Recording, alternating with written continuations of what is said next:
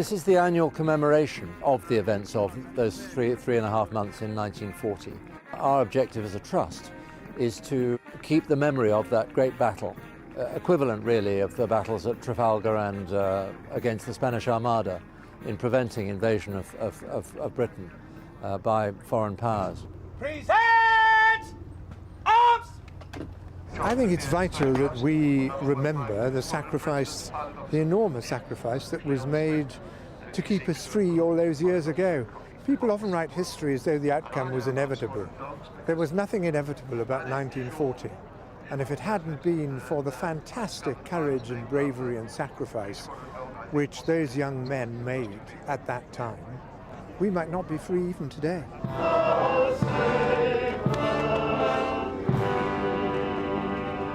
I was Pilot Officer Bob Foster, 605 Squadron. At the start of the battle we were up in Scotland. 605 had taken a caning over Dunkirk and so on, went north to reform. That's when I joined them. And we came down to Croydon on the 7th of September, the day they blitzed the East End. They broke through for the only time, came up the Thames and plastered the East End on the 7th. Yeah, and that was our welcome to the battle when we flew in to see London burning. My name is Tony Iverson. In 1940 I was a sergeant pilot with 616 Squadron on Spitfires. My very first patrol was over the North Sea on a convoy patrol when we chased a Junkers 88. I was a bit slow being a new boy, so when I got there the 88 was on its own with one engine on fire, and the air gunner clobbered me just as I was going to clobber him.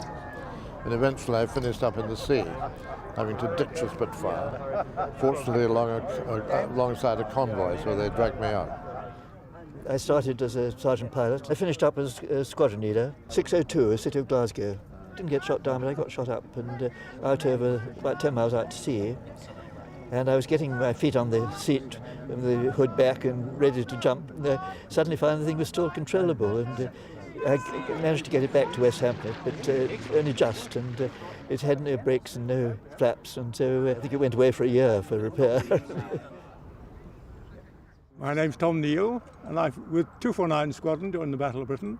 Well, the battle, as far as I'm concerned, because I was 19, was rather a strenuous game of rugby. With the penalty, instead of being a broken leg, was being killed. But we lost 8 killed and about 20 wounded, hideously wounded, burnt, etc., in those 16 weeks. In fact, I'm now the only one left of the original squadron. Behind each name, a story lies of bravery in summer skies. Their many brave, unwritten tales were simply told in vapor trails. Many now lie in sacred graves, and many rest beneath the waves. Outnumbered, every day they flew, remembered here as just a few.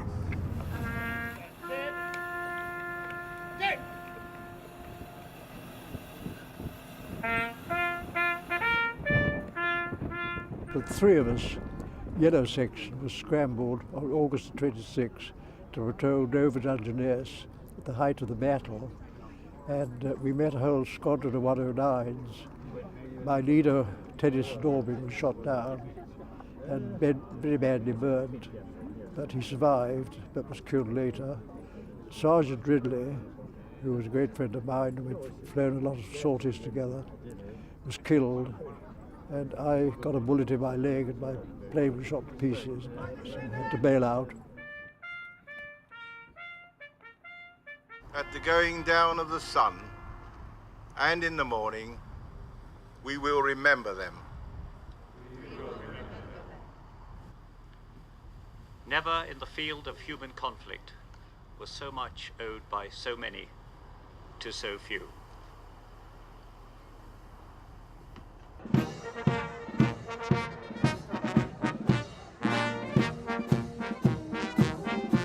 I'm heartened and encouraged. I think there is quite a lot of interest on the part of the younger generation in what happened, and I think we have to foster it and nurture it and hope that it survives, which I think it will. It is now 70 years since the Battle of Britain, and I think that's very important that we do try and educate the children about this, because it's obviously a pivotal moment in British history, and one that all generations should be proud of, and especially the younger ones coming through. And it's our responsibility really to pass on the memories of the people who were there in the Battle of Britain. Thank goodness that some of the younger children who go to school are being taught about the Battle of Britain now, and we do get questions from these youngsters of 14 and 15 years of age, and they ask for photographs and they want to know what happened. I'm rather pleased about that. I hope it's taught at schools. Certainly it's one of our ambitions here at Capel-le-Fern to give them a centre where they can come and learn a bit more about it, because it was, in our view, and I think in many people's view, the pivotal moment of the 20th century. So I hope people are taught that.